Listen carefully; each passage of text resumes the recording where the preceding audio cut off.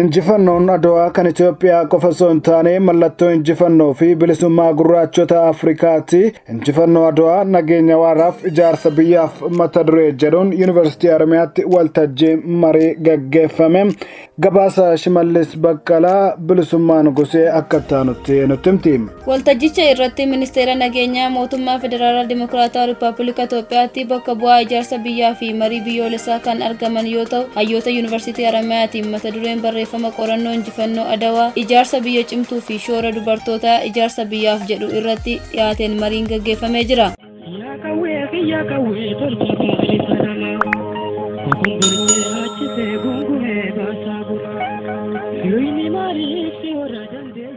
Yeroo garaagaraatti deeggarsa biyyoota guddataniin biyyoota ollaa hirmaachisuun waraanni Itoophiyaa irratti banamus Itoophiyaanonni miira obbolummaa cimaa fi tokkummaan diinota meeshaalee waraana ammayyaa hidhatanii injifachuun seenaa injifannoo Adawaa galmaa'ee biyyoota gita bittoota fi koloneeffattootaaf kufaatii ta'us uummata Itoophiyaa maraaf boonaa ta'us seenaan galmaa'ee darbuu ibsamee jira.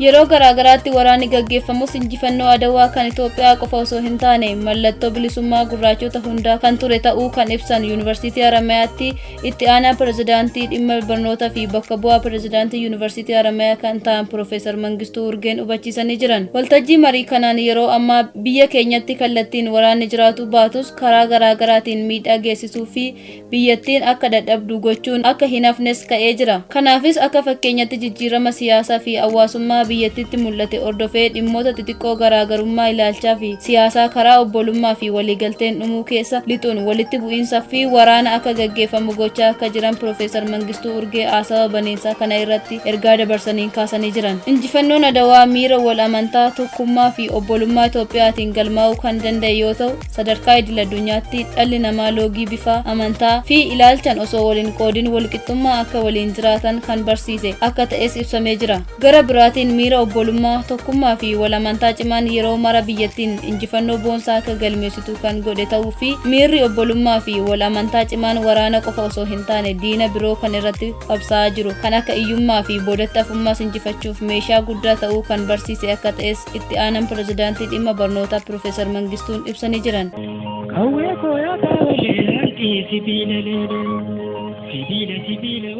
Bu'uura kanaan bu'aaleen injifannoo Adawaa irraa argametti fayyadamuun biyya keenyatti nageenya waaraa buusuu fi biyya cimtuu ijaaruu keessatti ga'een isaanii ba'uu itti gaafatamummaa dhaloota ammaa akka ta'us waltajjichaan ibsamee jira. Ministeera nageenyaa mootummaa Federaalaa Dimokiraatawaa Rippaabilika Itoophiyaatti bakka bu'aa ijaarsa nageenyaa fi marii biyyaalessaa kan ta'an obbo Buzunaa Mikiruu waltajjii gaggeeffame ilaalchisuun ergaa dabarsaniin Itoophiyaatti sirnoonni bulchiinsa fi mootummoota darbanii biyyattiin akka biyyaatti akka itti fuftuuf yaalii godhanis seenessa fedhii fi kaayyoo waloo lammiilee biyyattii irratti kan hin hundoofne ta'us isa. Ministeera nageenyaa mootummaa Federaalaa Dimokiraatawaa Rippaabilika Itoophiyaatti bakka bu'aa ijaarsa nageenyaa fi marii biyyaalessaa kan ta'an obbo Buzunaa Mikiruu waltajjii gaggeeffame ilaalchisuun ergaa dabarsaniin Itoophiyaatti sirnoonni bulchiinsaa fi mootummaa darbanii biyyattiin akka biyyaatti akka itti fuftuuf yaalii godhanis seenessa fedhii fi kaayyoo waloo lammiilee biyyattii irratti kan hin hundoofne ta'uu isaan uummata biratti amantaa argachuu dhabuu fi kaayyoo waloof uummata hiriirsisuu osoo danda'an afuu kaasanii jiran. Bu'uuruma kanaan biyyattiin walitti bu'iinsa fi waldiddaa garaagaraa keessummeessaa akka turtes ibsamee jira. Gama birootiin rakkoolee nageenya yeroo ammaa darbee mul'atu kallattii fi al-kallattii ta'ee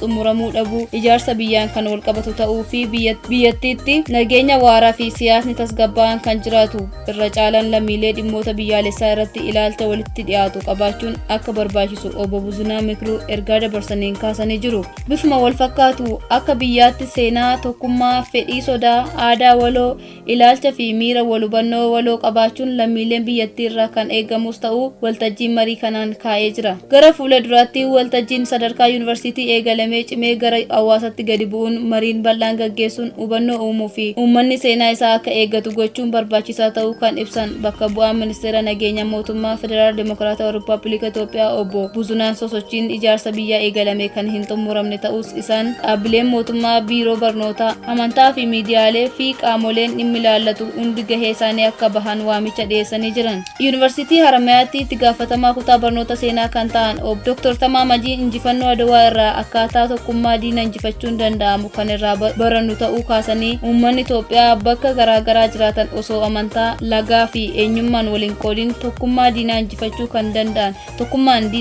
kan danda'an ta'uu ibsanii jiru. Waraanni kan gaggeeffame guyyoota muraasa ta'us qophii waraanaa fi imalli karaa dheeraa miilan waliin deemuu, waliin nyaachuu, waliin daandii irra buluu fi nyaata waliin qopheessuu, waliin nyaachuun injifannoo lola Adawaa irratti waliin dhiiga isaanii dhangalaasuun mallattoo tokkummaa fi obbolummaa Itoophiyaanotaa kan agarsiisu ta'us waltajjichaan ka'eera. Waa baay'ee barachuu danda'a. Tokkummaa barate tokkoffarratti wanni barachuu qabu tokkummaa jechuun hawaasni adda addaa kaabaa, kibbaa, bahaa, lixaa amantii adda addaarraa saba adda addaarraa itti hirmaatanii tokko ta'anii dhalaa dhiira osoo hin jenne tokkoyyuu nafna jechuudha. Hundinuuyyuu biyya ofii diina ofirraa qolachuudhaaf itti hirmaate tokkummaa irraa baranna jechuudha. Waan haga lola Adawaa injifannoo Adawaa uummata Itoophiyaa tokko godhu tokkoyyuu hin jiru. Wajjin dhiiga achitti dhangalaasanii wajjin ji'a lolli kun bare guyyaa tokkotti haa godhamu malee poroseesii isaa ji'a 2-3 ol fudhateera. Amma fakkeenyaaf Faraas Mokonnin as Harar irraa ka'ee ji'a 3 booda Adawaa gahe. Waggaa achi deebullee ji'a 3 gara waggaa tokkooti jechuudha fudhate. Karaa kana gubbaatti wajjin nyaataa turanii, siinqii qopheeffatanii, ittoo godhatu, marqa marqatu, bishaan waraabu, dukkaana dhaabbatu, marga haamu, wajjin jireenya wajjin dabarsu jechuudha. Akka maatii tokkootitti obboleeyyummaa irraa baratanii jechuudha. Obboleeyyummaa dhugaa. Kanaafuu mallattoo obboleeyyummaa ta'uu ni danda'a jechuudha. Uummata Itoophiyaa akka tokko godhee dalagaadhaan agarsiise. Ka teooriidhaan miti dalagaadhaan agarsiise jechuudha. Mallattoo tokkummaatii fi mallattoo obboleeyyummaa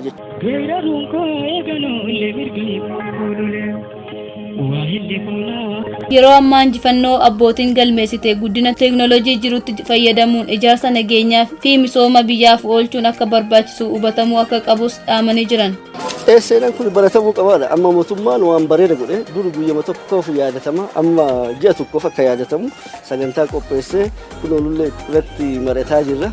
Kun itti fufuu qaba. Hawaasni keenya bal'allee irraa baratuu qaba. Akkuma reefu argitanitti baheen dubartoota guddaa ture. Kanaafuu dubartoonni illee lola san keessatti hirmaatanii namni hundinuu hirmaateera. Kana beekanii argitee gara tokkummaa kana immoo gara diinagdeetti amma deebisuu. Dinagdee jechuun dinagdee biyyaa guddisuu. Amma mallattoo tokkummaa isa qofaa miti. Amma hidhaan guddaan Renaissance Dam kan jedhamu kunillee mallattoo tokkummaati. Maaliif hawaasni hundinuu isallee akkuma lola Adawaa sanitti kaabaa, kibbaa, bahaa, dhihaa dhiiraa dhalaa osoo hin jenne musliima, kiristaana waaqeffataa hin jenne hundinuu irratti hirmaatee jira. Kunillee immoo Adawaa lammaffaati. Kanaafuu waan kana baratamuu qaba. Maaliif waan uummata addaan qoodu odeessuurra fakkeenyaaf sooshaal miidiyaa gubbaatti waan fokkataa odeessuun waan uummata tokko godhu kun dhugumaan namni hundinuu itti hirmaate. Hundi itti hirmaate kun waan sobaa hin ta'in maatiin keenya itti hirmaatanii namni itti hirmaatanii hin jiru. Kanaafuu hawaasa tokko godha waan wajjin dabarsan sanillee nama yaadachiisa. Ammallee akkasumatti tokko taanee fuula duratti waa'ee biyya keenya jabeessu guddisu kana irratti dalaguu qabna. Kun baratamuu qaba. Fakkeenyaaf amma Finfinneetti Adawaa 0 kiiloomeetira muuzeemiin ijaaramee as dhiyootti in eebbifama. Achi keessatti waa baay'eetu jira. Inumaa magaalli Finfinnee fuula duratti seentarii tuurizimii Afrikaa ta'uu dandeetti. Sababni isiin itti taatuuf tokko waa'ee Adawaa kana wal qabateera. Kanaafuu Adawaan waan darbe miti bara inumaayyuu bu'uura diinagdee Itoophiyaan galii itti argattu fuula duratti kana caalaa ta'uudhaaf deemaa jechuudha. Kanaafuu baratamuu qaba. Irratti haasawuu qabna. Irratti sooshaal miidiyaa irratti reediyoo fi televezyiinii fiilmii irratti hojjetamuu qaba jechuudha. Kana caalaa hojjetameetiin kun uummata Itoophiyaa tokko godhaa jechuudha. Waan uummata diiguurra kana irratti xiyyeeffatanii barumsa keessa illee galchaniitiin irratti baratamuun baay'ee barbaachisaadha. Seenaa darbe qofa odeessuu hin qabnu sanirraa waan gaarii barachuu qabnaa jechuudha. Waan badaa dhiisuu qabna. Wal ajjeesuu san dhiisuu qabna. Inni waan badaadha. Garuu waan tokko godhu ka biyya fuula duratti oofu ka fakkeenya hawaasa addunyaa nu taasisu sana irraa baranne nuti immoo hawaasni ammaa kun amma laali ka dur osoo makiinaan hin jiraatin osoo silkiin hin jiraatin asii kaniitiin alwaana kaniitiin goraada fi seefidhaan fi eboodhaan lolani guddin isaanii. Kawwee kooyaa kaawwalee harkii sibiila wacaa. Amma garuu meeshaan ture jira. Saayinsii fi teknooloojiin babal'atee jira. Saayinsii fi teknooloojii kanatti fayyadamee namni immoo san caalaa hojjechuu qabaa jechuudha. Amma sa'a gabaabaatti Finfinnee dhaqa, sa'a gabaabaatti Adwaa dhaqa. Garuu nuti ji'a jahatti warri san hojjete amma immoo nuti saayinsii fi teknooloojii kanatti fayyadamne san caalaa hojjechuu qabna kana irraa hubannu. Saaniitiin daalee jaayaa saaniitiin oolee kalaqatuun qopheessuu eeboo wanta aboolee kakaa keessaa googee Maanguddoo biyya aanaa Giraw kan ta'an obbo Siraaj Ahimad ayyoonni seenaa injifannoo Adawaa dhaloota barsiisuu keessatti hojjechuun akka irraa jiraatu seenaa darbe keessaa hanqinoota baasuun madda okkoraa fi walitti bu'iinsa biyyattii ta'uu irraa kan akka of qusatan gaafatanii jiru.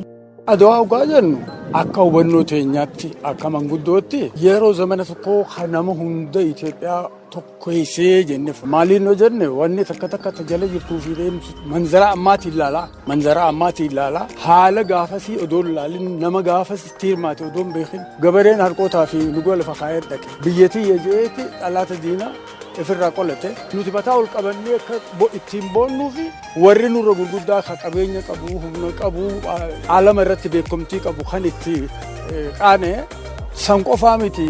Obboleeyyan keenya warra Afrikaadhaatu yeroo san keessa warra humnaan bitee isaan jala galchee jiraatu jala qabsoo nuun baratanii nuun fiixa bahuudhaafu dirree qabsoo lolaatti taaneefi jirra. Isuma san tanaa irraa irruu fi tanaa irraa wahii namachitti huggus jiru santu beekumsa huggus warra jiruu saniitu wahayyuu daangeessa sila. Zaman ammaa kanatti as deebineeti toltuu chii ta ulfaattu ta nu kabachiifte san dhiifnee warrummaan beektoota jennuun dhaloonni ammaa qooyxuu san dildilatti godhee bookii sirqecha jaaree dhaloota fuulduraatti dabarsuu dhiiseeti keeysaa funaanee tanaat tanatee jee waan amata meeqaatam duraa kana manzaraa ammaatiin nu himaa jira. Tokkummaa nu dhorkiti. Tuni waan qabannee ilmaanitti dabarsinuu nu dhorkiti. Haalli itti deemamu kun ani fiifuu seenaa dalaguu yeroon jiru kanatti seenaa dalaguu dhiiseetiin ta seenaa ammaa duraa san keessa deemee gilgaalu jira. Kana yoo ta'e immoo wannummaan ilmaanitti dabarsinuu jirtu ani haala kana beeytonni keenya warra uffatanii uffisee warra nyaatanii nyaachisee barachiisee hammanaan ga'e ilma Oromoo maal jetti ilma si dhaaluuf ilma si caalu si haa kennu akka nuu baraniif akka nuu beekanitti nu caalu isaanirraa eeyna malee amma akkaataa tokkummaa nu dhorku kanatti keessaa'u waan waliigalaatii fi itti xiyyeeffannoo dhiisaniiti akkana odoo ta'ee jedhan akkanaan godhaa fi akkana hojii boonaan hin jirtu. Kawwee kooyaa kaawwalee harkii sibiila wacaa. Ani dhaloota ammaa keessaa'u warra barateetu tokkummaa teenya tana sharafu jiraa yookiis irraa fotoisu jira. Isaan kun ilmaan keenya nu baratanii warra abbaa caalee deebee abbaa laalu warra abbaa laalu qofaami fayyaa dhaboo laalu qofaami du'a awwaalu ta'uu qaban malee waan jiraa nu harkaa dhabamsiisuu qabani. Ifiis laala seenaa abbaa keetii jettee dhaloota boruutti hin kennitu ifi asis seenaa dalage tanaaf ta'a kaakuu keetii tunitiyya je'iitii dhaalmaa irratti dabarsii dhaalmaan lubbuudhaan dhaabbatanii ajjeesinii jechuudhaan barbaada. Dargaggeessi qaama hawaasaa ta'uusaan dhimmoota miira keessa nama galchu of duubatti dhiisuun ijaarsa biyyaa fi nageenya waaraa lafa qabachiisuu irratti bobba'uu akka qabus ibsamee jira. Adawaan tun bara dirree biyyaati. Dirree ittiin yaamamne. Dirree ittiin boonne. Maaltu as dhufee seene gaafa sanii maanyaa xaafiiti hajuu jira. Anqamadii hajuu ani ammoo bishinga hajuu jira. Walqoodinsi kun dachii bakka dachiin hin jirretti midhaan facaafatanii oomishatu ni irra. Yaa kawwee tolcha baay'ee sanaa kokongoorchee achifee gungumee baasaa gurraa firoonni maaliif si warra dandeesse.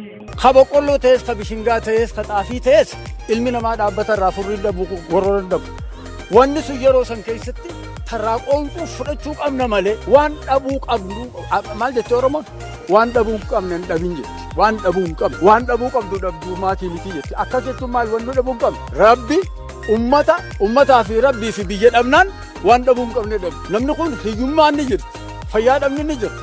Kun dhabdullee yeroodhaan akkaataa hojiitiin ni argata. Sana jecha nuti waan dhabuu hin qabne nun dhabsiisinii, haadha dachii nun dhabsiisinii, ummata gaafas wareegummaa kafeessanuu seenaa isaanii nun dhorkinaa.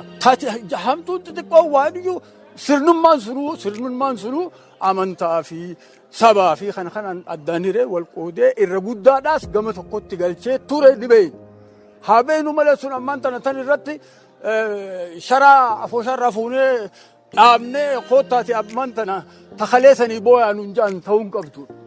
Ilmaan keenyas waan nuti itti kennine akka fudhatanitti nuti waan nama warra waa kennu, warra waa godhu, warra waa tolchu ta'uu qabna dura ilmaanitti. Amma nu yaa bara tan wajji jirtu nu harkaa ba'u jirti. Maaliif? Kun kaan ja'anii kun bakka taan hin qeensa qaba. Dachiin tun haadha dachii qaba. Adwaan wayi mataa isaa qofaame bara. Darbushoota wajji, Sudaanota wajji, Gibxoota wajji, Ingilizoota wajji, Turkoota wajji wal lolaa turre bara. Lola kan hunda mo'anneetu keessa dhufee takkittiin tun irraa keessa haa ol baatu malee lola waan hin qabnetti Itoophiyaan turte. Ilmi namaa faraqaan dhalatee faraqaa irratti kufee waan guddoon hunda qaama namaa kana keessa jaarma yaalaa jira, jaarma keessaa jira. Kana keessa tokko irratti namichi jiraatu. Nuti biyya jaarma kana jechuun tokkoof kennaa tokkorraa fudhateetu wajji jiraatu. Sandiisi waan maqaadhaan yaamuun feeneewu, arkuu ijaan hin feeneewu, waan nyaataa gaddeemee bullaa'ee keessaa bahu yoo wanti sun bobaatte bari hin jiraannu. Itoophiyaadhaa uummanni uummataa amma bari yeroo tana keessa warra wasaansaa fuudhee odoo nuti hin gaggabin duutee si awwaalla juutuu naannoo keenya hunda jira. Kanaa jecha taalorra faddiin hin dhoorkinaa. Nuti seenaa hadalanee seenaa dabarsinu wanta xiqqoo amma ilmaaniin wal nu dhoorkaa, sabaa wal nu dhoorkaa, biyyaa tokkitti nu dhoorkaa tana nurra dhaabbatan. Kawwee kooyaa kaawwalee hanqii sibiila wacaa. Waltajjii marii injifannoo Adawaa Yuunivarsiitii Harammayaa Ministeera Nageenya Mootummaa Federaal Dimokiraatawaa Rippaabilika Itoophiyaa waliin ta'uun qopheesse kana irratti abbootiin amantii, abbootii gadaa, haadholee siinqee, jaarsolee biyyaa, qaamoleen nageenyaa fi bakka buutonni qaamolee hawaasaa garaagaraa hirmaatanii jiru. Adeemsi amma jiru kun fakkeenya arlee jedhummaan Oromoo sabaa sablammoon Itoophiyaa kana keessa saba 89 ol Itoophiyaan biyya baadhatti. Biyya tokkummaan silaa akkaan cimuu barbaachisu seenaa fi sirna gadaa keessatti tokkummaan nu barbaachisa. Wal yaadachiisuun nu barbaachisa.